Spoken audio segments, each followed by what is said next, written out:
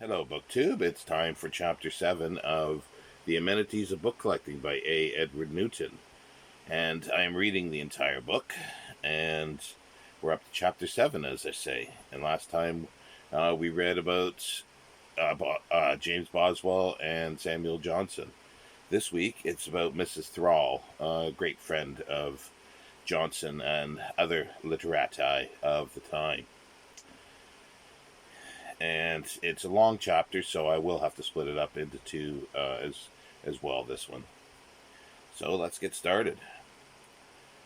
Sometime when seated in your library, as it becomes too dark to read and it is yet too light to ring for candles, I was going to say, but nowadays we simply touch a button. Let your thoughts wander over a long list of women who have made for themselves a place in English literature, and see if you do not agree with me that the woman you would most like to meet in the flesh, were it possible, would be Mrs. Pozoe, born Hester Lynch Salisbury, but best known to us as Mrs. Thrall. Let us argue the matter. It may at first seem almost absurd to mention the wife of the successful London brewer, Henry Thrall, in a list which would include the names of Fanny Burney, Jane Austen, George Eliot, the Brontes, and Mrs. Browning. But the woman I have in mind should unite feminine charm with literary gifts. She should be a woman with whom you would honestly enjoy meeting and with whom you would be glad to find yourself seated next to at dinner. The men of the Johnsonian circle affected to love little Burney, but was it not for the pleasure of her Evelina, gave them rather than for anything in the author herself. According to her own account, she was so easily embarrassed as to be always retiring in confusion, or on the verge of swooning. It is possible that we would find this rather limp young lady a trifle tiresome. Jane Austen was actually as shy and retiring as Fanny Burney affected to be. She could hardly have presided gracefully in a drawing room in the cathedral city, much less would she have been at home among the wits in a salon in London.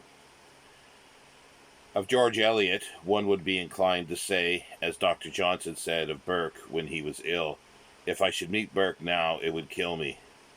Perhaps it would not kill one to meet George Eliot, but I suspect few men would care for an hour's tete-a-tete with her without a preliminary oiling of their mental machinery, a hateful task.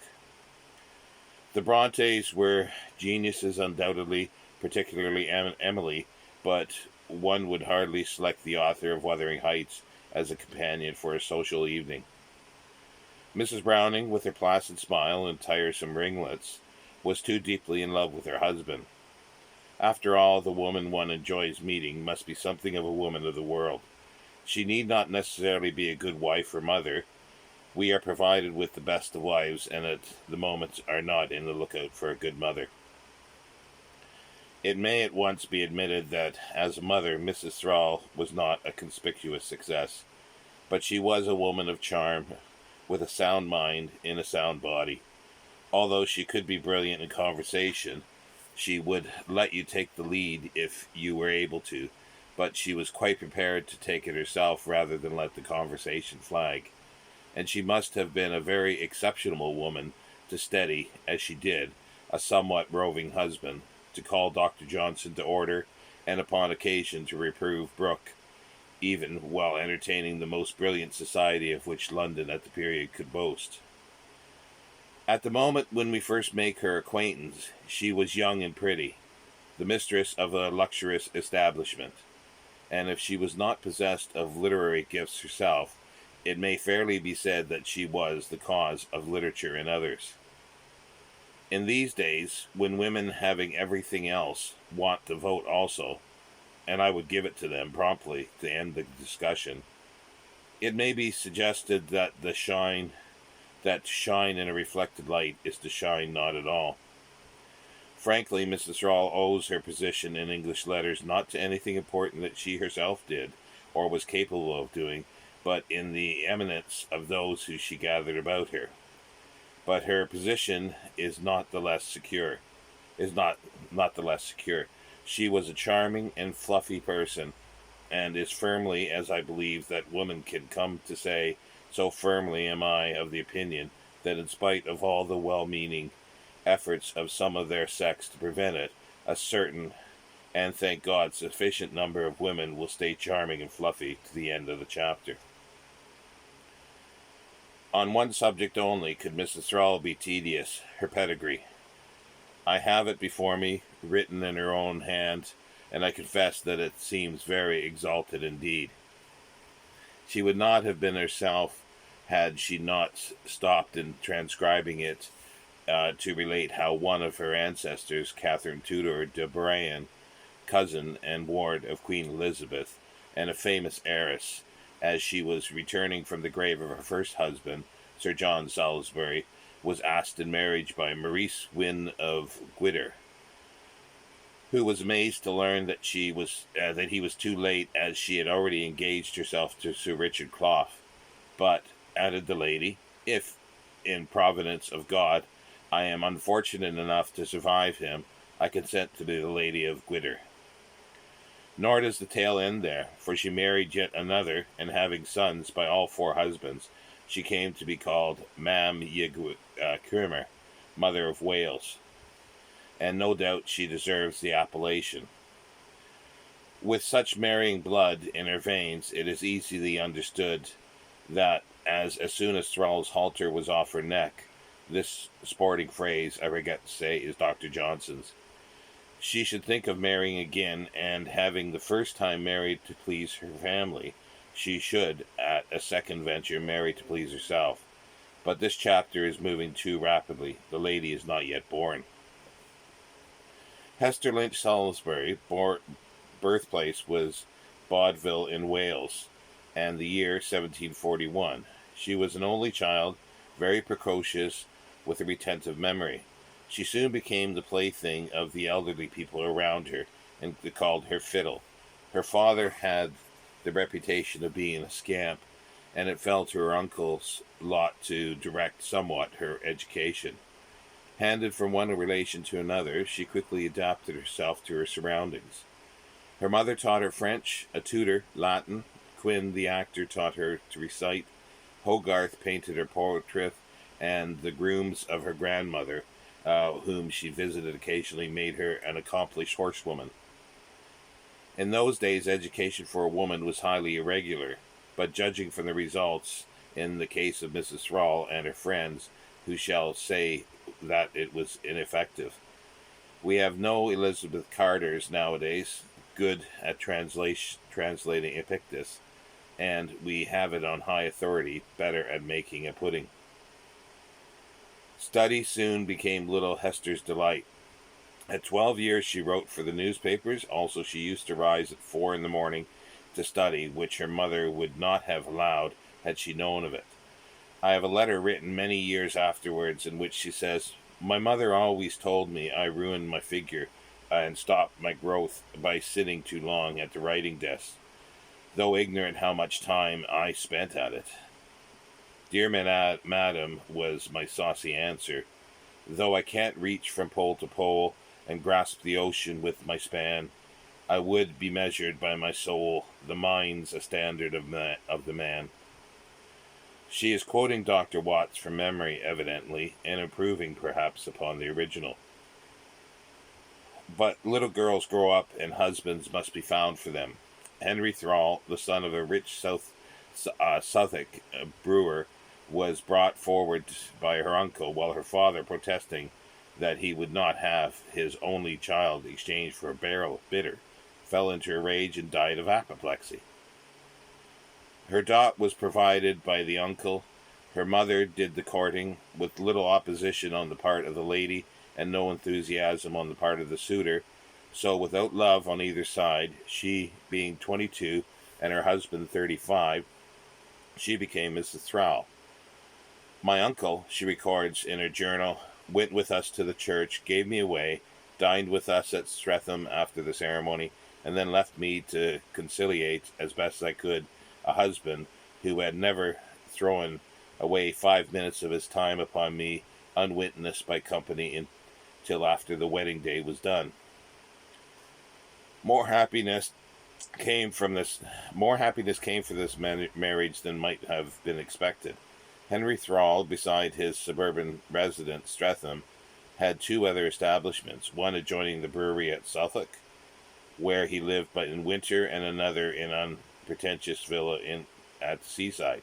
He also maintained a stable of horses and pack hounds at Croydon, but although a good horsewoman, Mrs. Thrall was not permitted to join her husband in these equestrian diversions.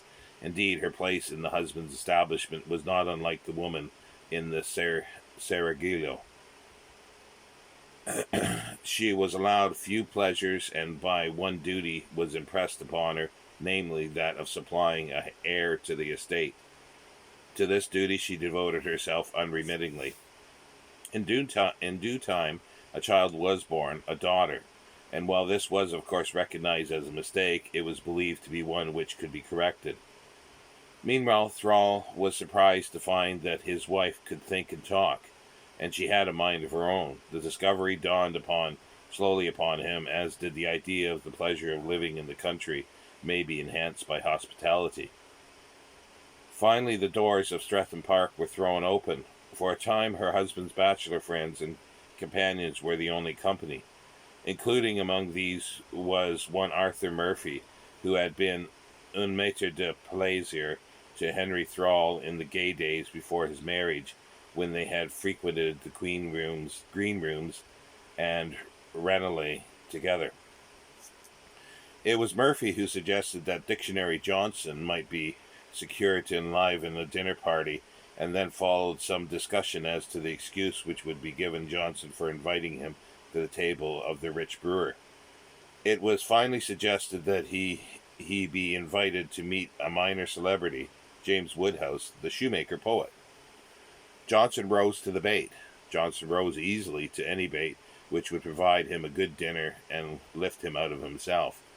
And the dinner passed off successfully. Mrs. Thrall recalls that they all liked each other so well that a dinner was arranged for the following week without the shoemaker, who, having served his purpose, disappears from the record. And now, and for 20 years after, we find Johnson enjoying the hospitality of the Thralls, which opened for him a new world. When he was taken ill, not long after their introduction, Mrs. Thrall called on him at his stuffy lodgings in the court off Fleet Street, and suggested that the heir of Streatham would be good for him. Would he come to them? He would. He was not the man to deny himself the care of a young, rich, and charming woman who would feed him well, understand him, and add to the joys of conversation.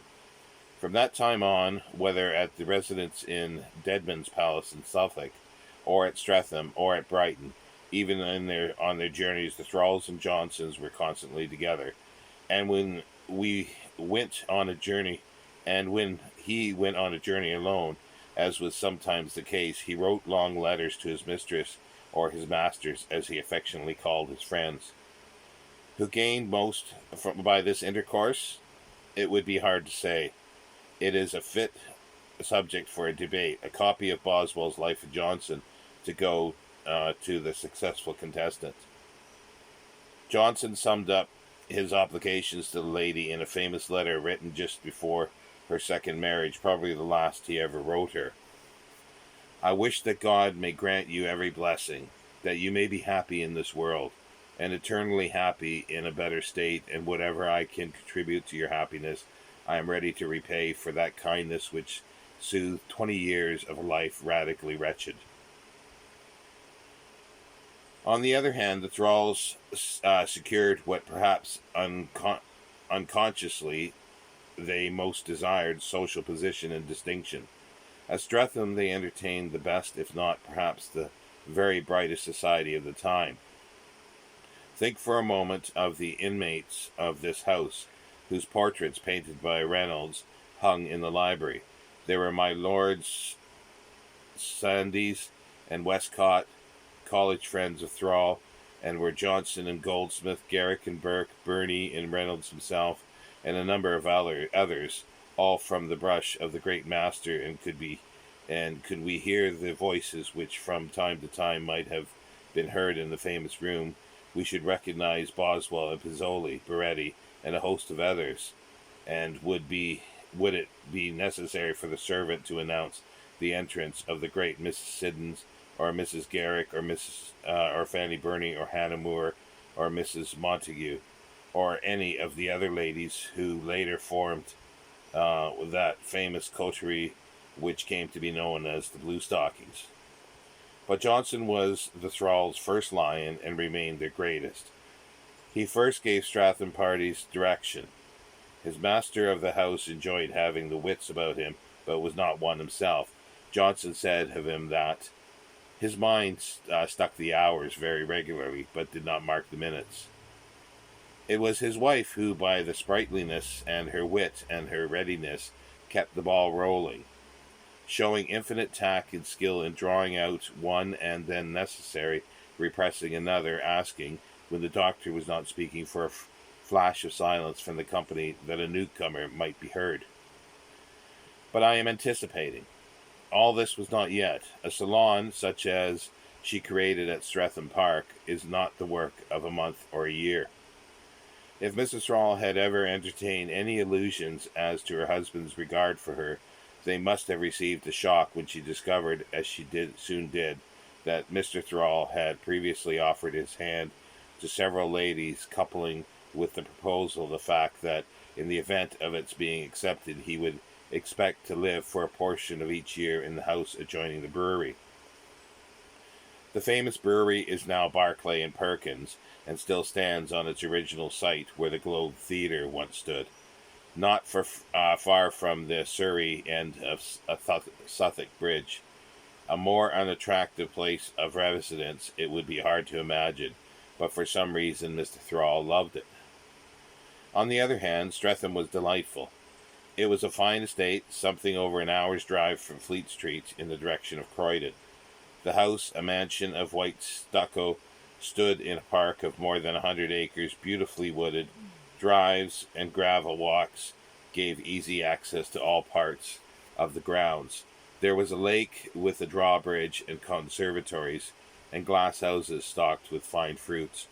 Grapes, peaches, and pineapples were grown in abundance, and Dr. Johnson's, whose appetite was robust, was able, for the first time in his life, to indulge himself in these things to his heart's content. In these delightful surroundings the thralls spent the greater part of each year, and were assembled about them a coterie almost, if not quite, as distinguished as that which made Holland House famous half a century later. A few years ago, Barrie wrote a delightful play, What Every Woman Knows, and I hasten to say, for the benefit of those who have not seen this play, that what every woman knows is how to manage a husband. In this respect, Mrs. Thrall had no superior. Making due allowance, the play suggests the relationship of the Thralls. A cold, self-contained, and commonplace man is married to a sprightly and engaging wife. With her to aid him, he was able to carry himself that people take him for a man of great ability. Without her, he was utterly lost. To give point to the play, the husband is obliged to make this painful discovery. Mrs. Thrall, mercifully, never permitted her husband to discover how commonplace he was. Could he have looked in her diary, he might have read the description of himself, and had he read it, he would probably have made no remark. He spoke little. Mr. Thrall's sobriety and the decency of his conversation being wholly free from all oaths, ribaldry, and profaneness make him exceedingly comfortable to live with, while the easiness of his temper and slowness to take offense add greatly to his value as a domestic man. Yet I think his servants do not love him, and I am not sure that his children have much affection for him. With regard to his wife, though little tender of her person, he is very partial to her understanding, but he is obliging to nobody, and confers a favour less pleasingly than many man refuses one. Elsewhere, she refers to him as the handsomest man in London, by whom she has had 13 children, 2 sons and 11 daughters, Both sons and all but 3 of the daughters died either in infancy or in early childhood. Constantly in that condition in which ladies wish to be who loved their lords, Mrs. Thrall, by her advice and efforts, once at least saved her husband from bankruptcy and frequently from making a fool of himself. She grew to take an intelligent interest in his affairs, urged him to enter Parliament, and successfully electioneered for him, and in return was treated with just that degree of affection that a man might show to an incubator which, although somewhat erratic in its operations, might at any time present him with a son. Such was the household of which Dr. Johnson became a member, and which, to all intents and purposes, became his home. Retaining his lodgings in the court off Fleet Street, he established in them what Mrs. Thrall called his menagerie of old women.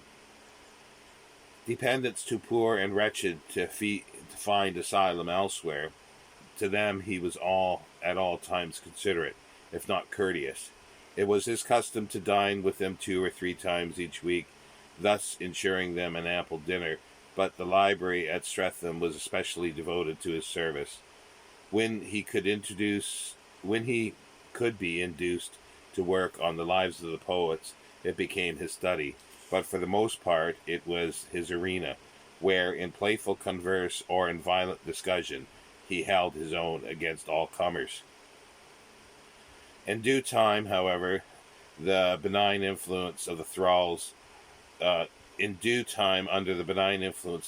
he overcame his repugnance to clean linen. Mr. Thrall suggested silver buckles for his shoes, and he bought them. As he entered the drawing room, a servant might have been clapping on his head a wig which had not been badly singed by midnight candle as he tore the heart out of a book. The great bear became bearable. One of the most intimate friends, Baraletti, a highly cultivated man, was secured as a tutor for the Thrall children, of whom the eldest, nicknamed Queenie, was Johnson's favourite. Henry Thrall's table was one of the best in London. By degrees it became known that at Streatham one might always be sure of an excellent dinner and the best conversation in England. Dr. Johnson voiced not only his own, but the general opinion that to smile with the wise and to be fed with the rich was very close upon human facility, and he would have admitted, had his attention been called to it, that there was at least one house in London in which people could enjoy themselves as much as at the Capitol Inn. And people did. For the best description of life at Streatham, we must turn to the pages of Fanny Burney, Madame d'Arblay. Her diary is a work of art, but that part of it which pleases most is where the art is so concealed that one feels that the daily entries are intended for no other eye than the writer's. It is this confidential character which is the greatest charm. As the years pass, it loses its quality, and to the extent that it does so, it becomes less interesting to us. Evelina had just been published, and Fanny has become a welcome guest at the Thralls when the record opens. I have now to write an account of the most consequential day I have spent since my birth, namely, my Streatham visit. Is an early entry. Johnson is there and is very proud to sit by Mrs. Burney at dinner. Mrs. Thrall described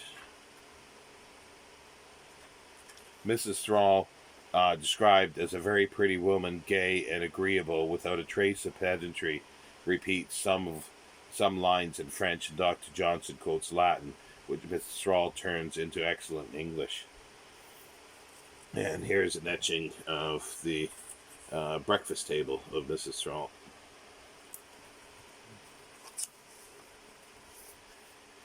Then the talk of Garrick, who someone says appears to be getting old, on which Johnson remarks that it must be remembered that his face has had more wear and tear than any other man's. Then Mrs. Montague is mentioned, and the merits of her book on Shakespeare are discussed, and Reynolds and his art. And finally, the talk drifts back again to Evelina, and Dr. Johnson, stimulated by the gaiety of an excellent dinner in such surroundings, cries, Harry Fielding never drew so good a character. There is no character better drawn anywhere in any book by any author. And Fanny pinches herself in delight under the table, as she had a right to do, for was not the great Cham of literature praising her?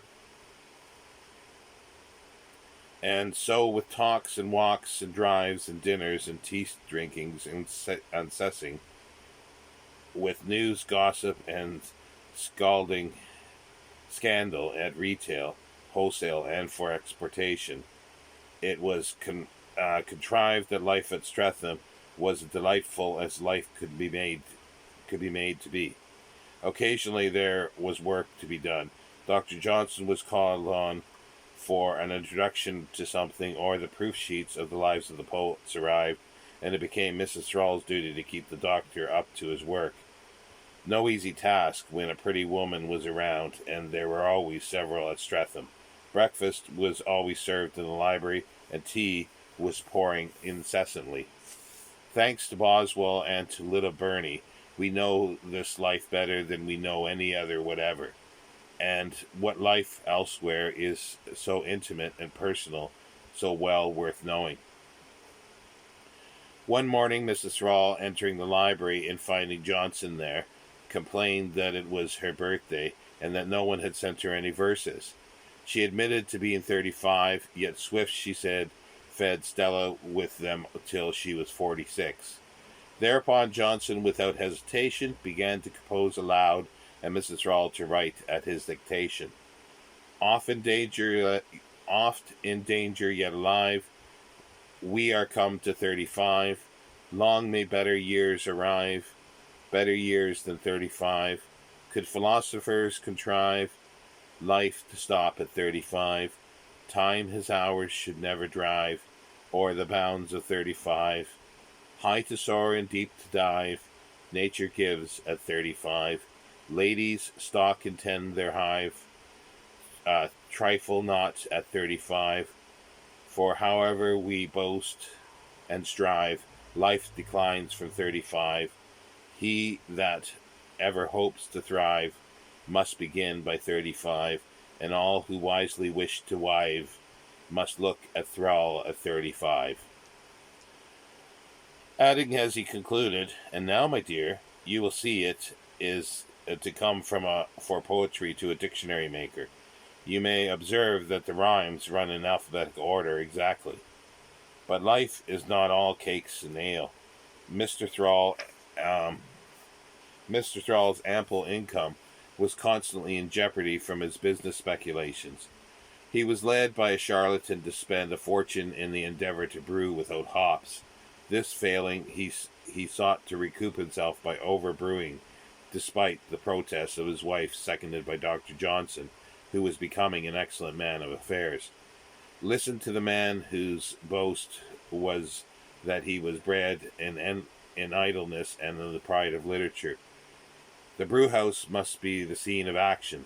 The first consequence of our late trouble ought to be an endeavor to brew at a cheap rate, an endeavor not violent and transient, but steady and continual, persecuted with total contempt for censure or wonder, and animated by resolution not to stop while more can be done. Unless this can be done, nothing can help us, and if this be done, we shall not want help. Surely there is something to be saved.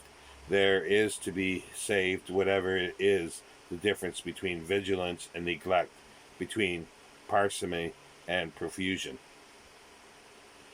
It is proper to observe that it is Dr. Johnson and not Andrew Carnegie who is speaking, and in Mrs. Thrall's copy of the dictionary, which I happen to own, his gift to her, there is pasted in the book a letter in Johnson's autograph written about this time, one paragraph of which reads, I think it very probably in your power to lay up £8,000 a year for every year to come, increasing all the time.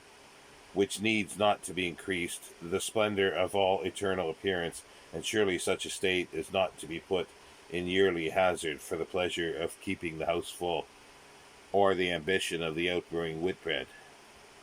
Stop now and you are safe. Stop in a few years and you may be safely on thereafter, if to go on shall seem worth the while. Meanwhile, Mr. Thrall was quietly digging his grave with his teeth. Warned by his physician and his friends that he must exercise more and eat less, he snapped his fingers at them. I was going to say, but he did nothing so violent. He simply disregarded their advice and gave orders that his best and earliest of everything should be placed upon his table in profusion. His death was the result, and at 40 Mrs. Thrall found herself a widow, wealthy and with her daughters amply provided for. She and Dr. Johnson and several others was an executor of the estate, and promptly began to grapple with the problems of managing a great business. Not long after Thrall's death, we find this entry in her journal. I have now appointed 3 days a week to attend to the counting house. If an angel from heaven had told me 20 years ago that the man I knew by the name of Dictionary Johnson would be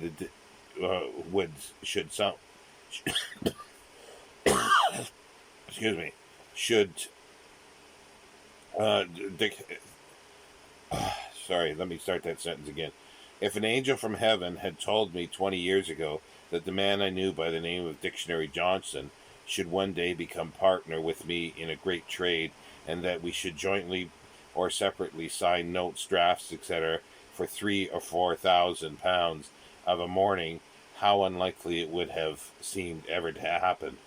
Unlikely is not the word. It would have seemed incredible, neither of us then having worth a grot, and both as immeasurably removed from commerce at birth, literature, and inclination could get us. The opinion was general that Mrs. Thrall had been a mere sleeping partner, and her friends were amazed at the insight the sparkling little lady showed in the management of a great business. Such, says Mrs. Montague, is the dignity of Mrs. Thrall's virtue, and much her superiority in all situations in life, that nothing now is wanting but an earthquake to show how she will behave on that occasion. But the state of things were not long to continue. A knot of rich Quakers came along and purchased the enterprise for £135,000. Mr. Johnson was not quite clear that the property ought to be sold, but when the sale was finally decided upon, he did his share towards securing a good price.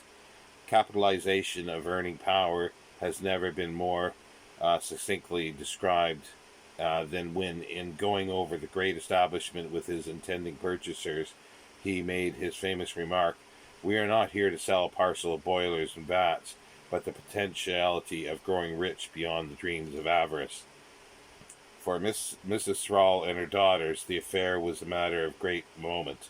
Excitement ran high. Fanny Burney was staying at Streatham while the business was pending, and it was arranged that on the day the transaction was to be consummated, if all went well, Thrall would be on her return from town, wave a white pocket handkerchief out of the coach window.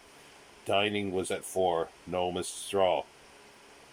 5 came, and no Mrs. Thrall.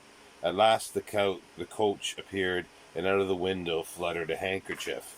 Mrs. Thrall's own notes are amusing. She was glad to bid adieu to the brewhouse and to the borough, and business had been a great burden. Her daughters were provided for, and she did not much care for the money for herself, but the bargain she had purchased, peace, and, as she said, restoration to her original rank in life. Recording in her journal, "Now that it is all over, I go to the church and give God thanks and forget the frauds, follies, and inconveniences of commercial life. As for Dr. Johnson, his honest heart was cured of its incipient passion for trade by letting him into some and only some of its mysteries." A final word on the subject of the Thrall Brew House, which still exists. A year or two ago, I spent a morning looking for a Deadman's Place, which has disappeared by the Great Enterprise, but the Great Enterprise dominates the whole district, which is redolent with the odor of malt and hops. Johnson's connection with the business is immortalized by his portrait. The famous one is generally known, being used as its trademark. The original picture of the National Gallery, the original picture is in the National Gallery, but the excellent copy hangs in the director's room of the brewery. The furnishings of this room are of the simplest. I doubt if they would fetch at auction £5 notes, were it only for the fact that Johnson's chair and desk were among them. In this room, business running annually into millions is transacted. The English love to have old things as they are. With them, history is always in the making. So we'll end it there, and we'll continue on for part 2. Thank you, BookTube.